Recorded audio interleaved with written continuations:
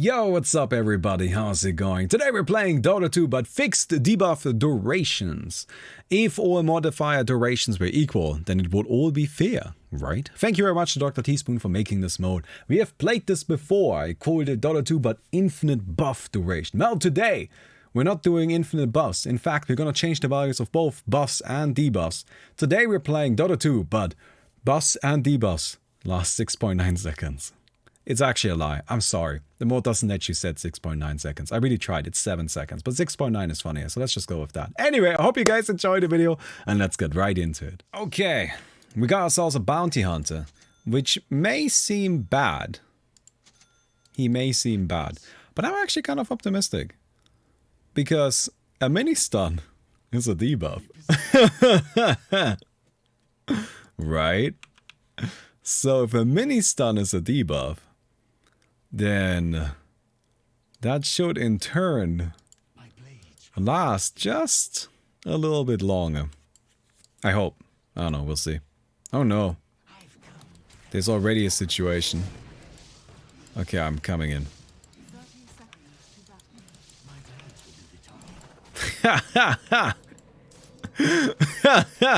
Get fucked up. How do you like my mini stun? Oh! Okay, so I need to be a little careful with staggering it, I guess. Like, that's a mini stun right there. It's like the world's most intimidating mini stun. And what's particularly great, we can get ourselves 2 charges. We can bounce it with track.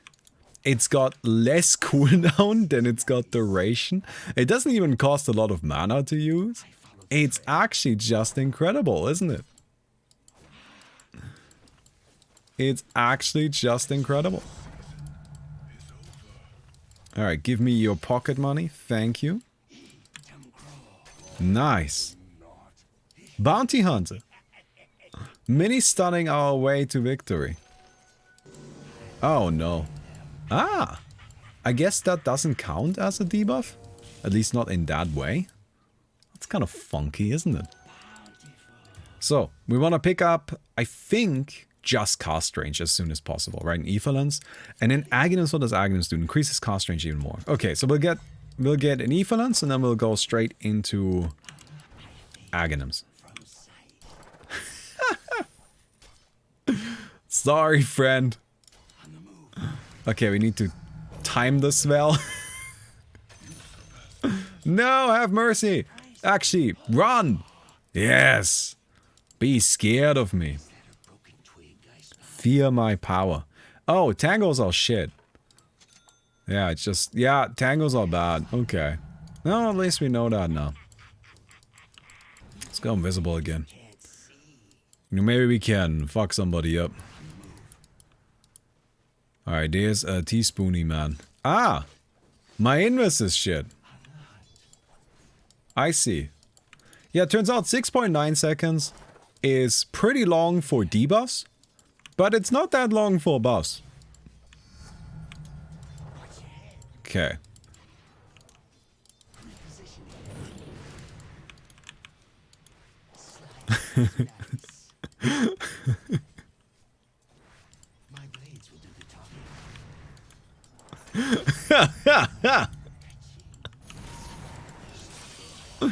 Oh, good. Get a little wrecked, my friends. Get a little bit destroyed. So, we want to get ourselves that Aghanim's next, right? Also, we need mana. I just realized that these are also bad, aren't they? Yeah, let's use mangoes instead. Let's get them mangoes instead. Yeah. No, all buffs are just kind of not that good. Alright, here's a track.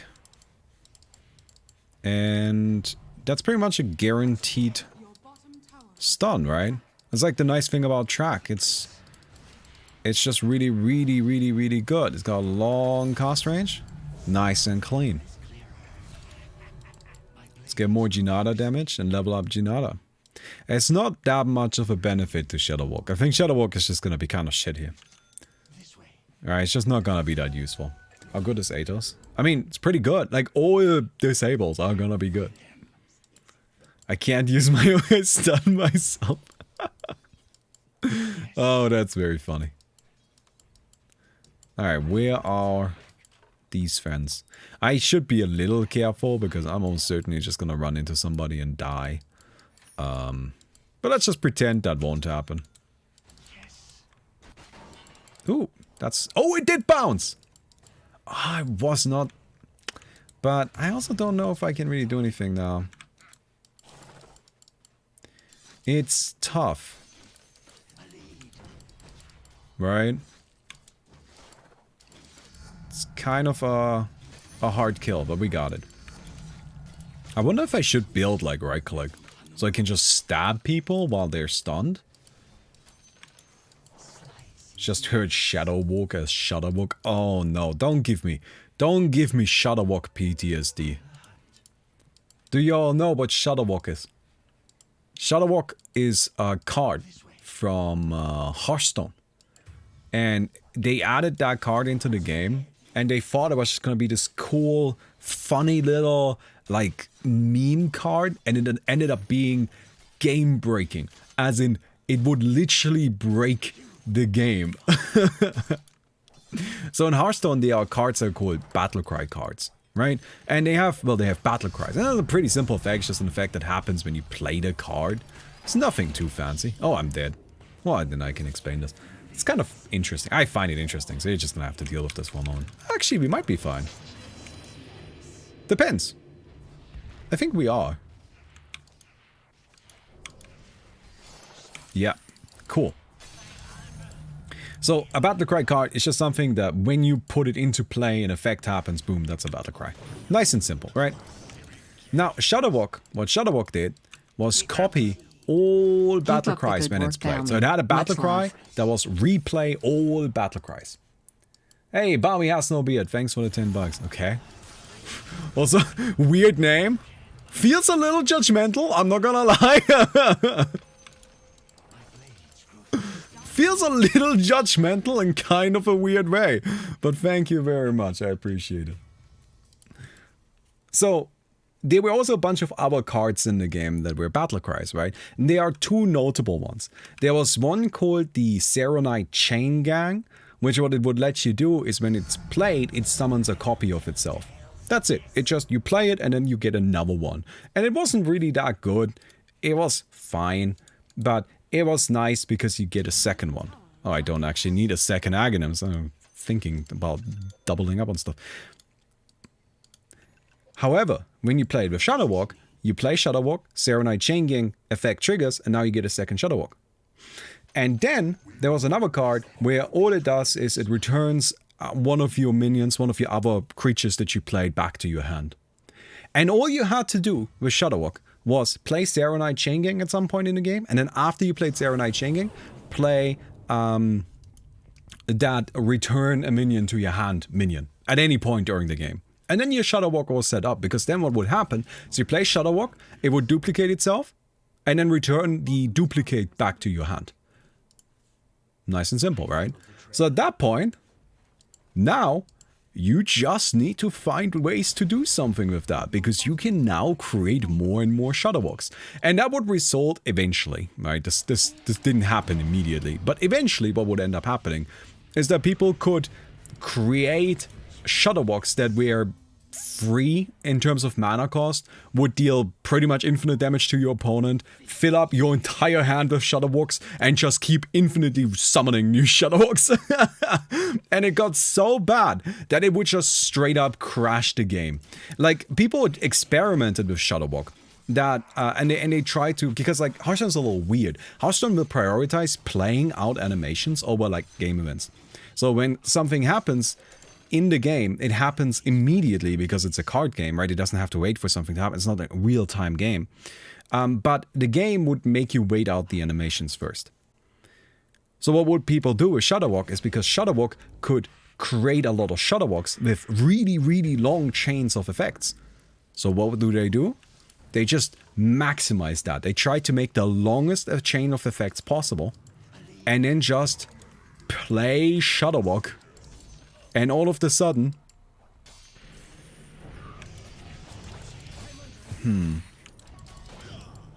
Okay, I got this, but I'm probably gonna die to that one over there. Ooh, maybe? Half the damage reduction. Well, it seems we're okay. We're hanging in there. Maybe? Alright, we're fine. Look at that. So people would just create infinite chains, basically.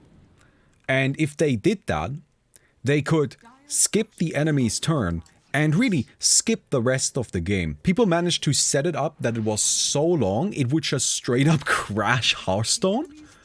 It would just crash you out of the game. Or they set it up in such a way that a single turn ended up taking multiple hours to play out. And it was just, that was a wild era of Hearthstone. And I just find it really interesting, right? That's why I'm telling you about it. Eventually that all got fixed and removed and all of that. Although it's one of those things why I personally believe that Blizzard just straight up doesn't playtest their shit.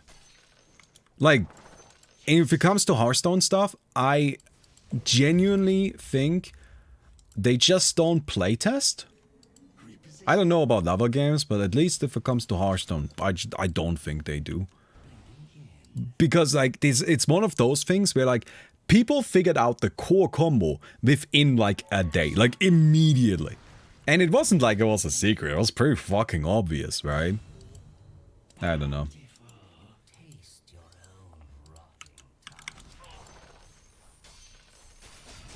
Nice. Very good. I mean, we were really strong now. These shuriken tosses coming in from half the map away.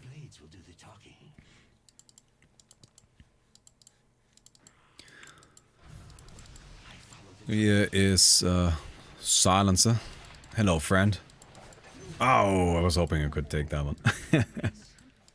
I was hoping to be a little bit of a sneaky bastard. Okay. Ooh. Yeet that, come on. Oh. Not in time, not in time.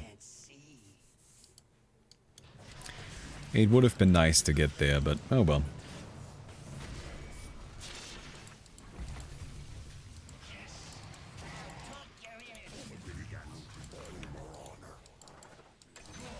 Okay, I've got one of them.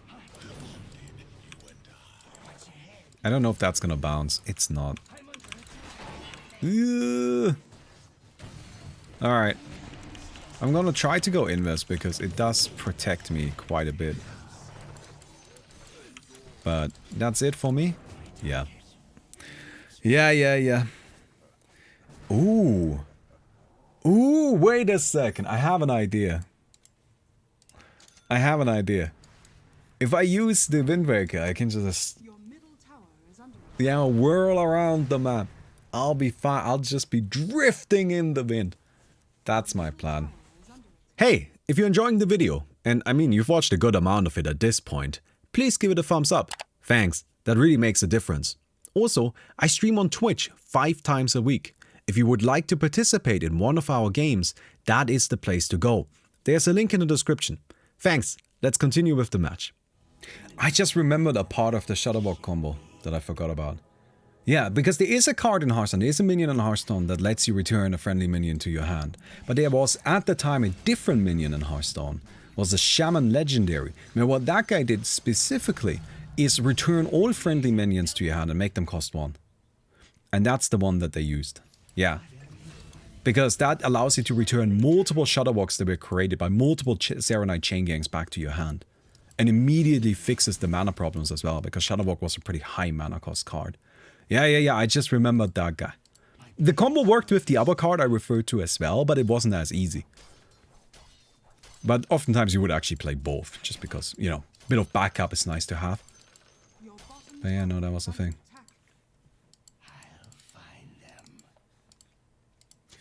Anyway, I don't know, I find that, I love that kind of stuff, like, I love just looking at games and seeing, oh, Omni Slash, that's really strong. I love looking at games and kind of like seeing how they've developed over time and what was in them, like what are the interesting meta histories in there. Right, what's noteworthy, what's interesting. I mean, I currently have a game from TA3 queued up that I want to watch, that I haven't actually watched yet because I'm scared of it. It is 2 hours long and involves Alliance. That's actually not true. It's 1 hour and 40 minutes long, which of course makes it a lot easier of a watch.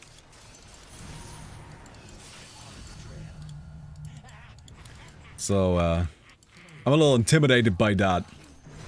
But I will watch it. Probably like sometime. I don't know when.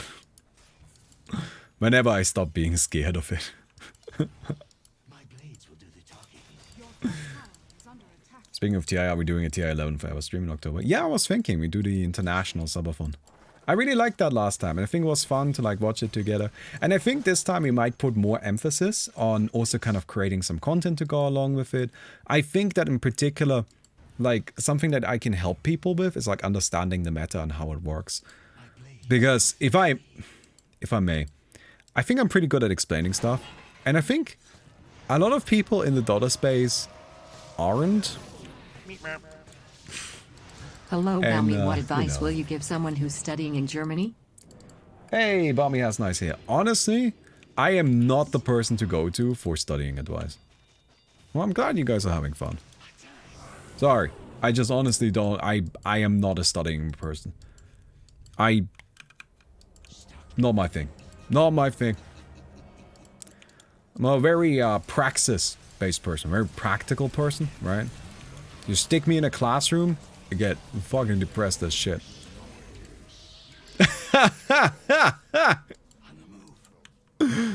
Alright, which one?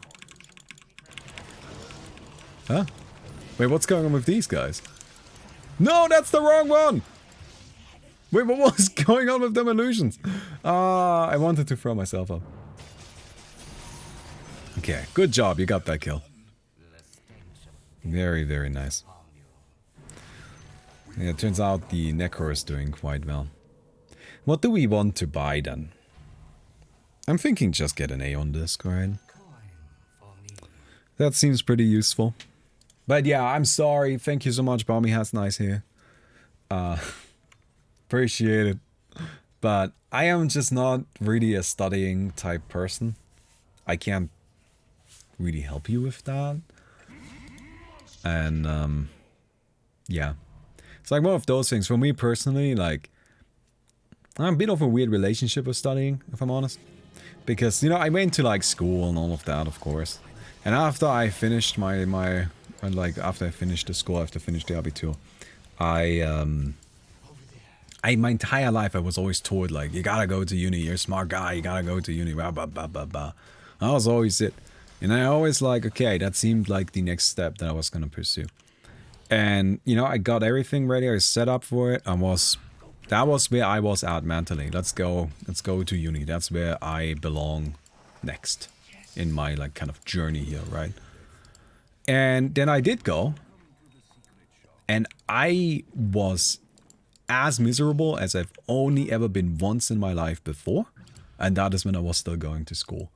Because turns out, uni, it's just a bigger school, and I hated school.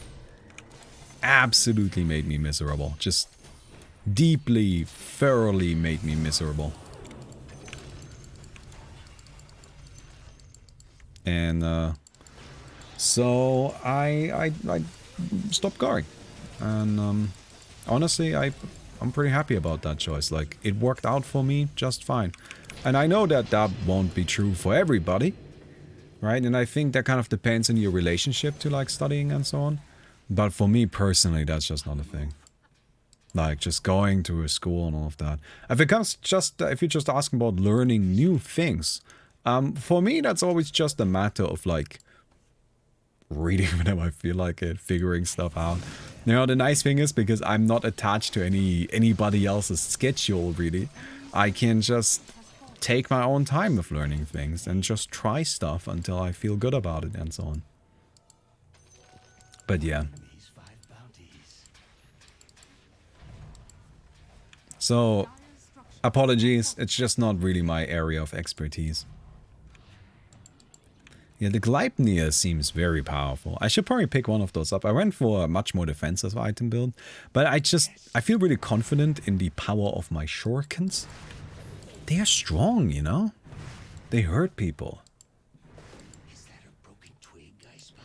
I just realized I was a hate school and but love learning. Yeah, like that's one of those things where it's just the institutional aspect of schooling just didn't work for me. Right? It really did not. It never did. And I always felt really guilty about that when I was younger. I always like, because, you know, like, not to sound like I'm, you know, trying to be a, like, big, smart giga brain man. That's not really my point. But pretty much my entire... Why am I not moving? What is going on? I can't do anything. But pretty much my entire life, I've always had people telling me, Baumi, you're a smart guy. You should do something with it. Alright, you gotta go to uni. You gotta do this thing we want you to do. And then I tried it. And I just fucking hated it so much. I hated it so much. And at the time, you know, I felt really bad about that. Because I felt like, you know, I'm not doing the thing that I should be doing. I'm not doing the thing that's expected of me. But as I got older, I kind of figured out, like, honestly, anybody who thought that sticking me into a university was going to work out well, does not know me. Just has no idea about, like, who I am as a person. I mean, just normal school. Just normal school, the school I should grow up in, made me absolutely miserable. Right? Absolutely miserable.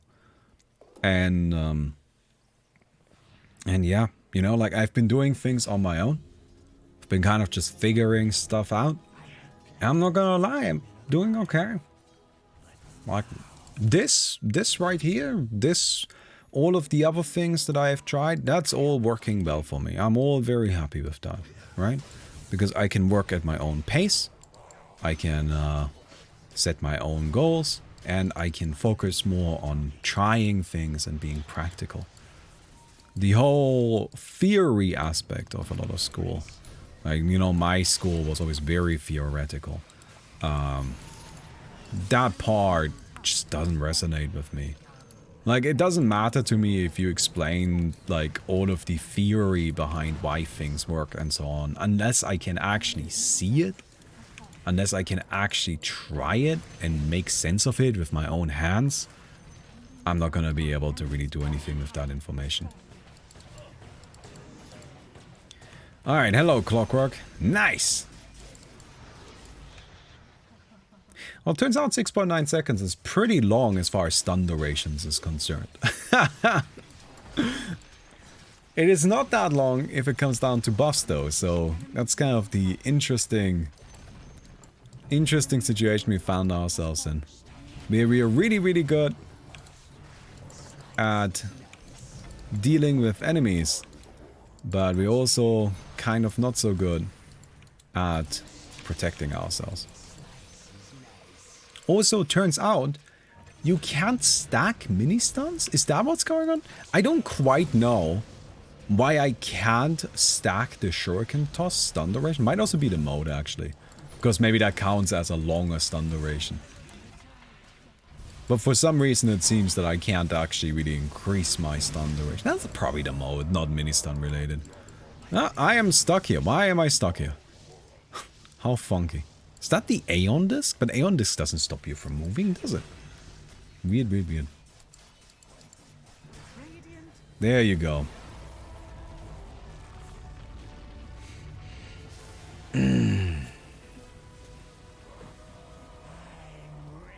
Look at that.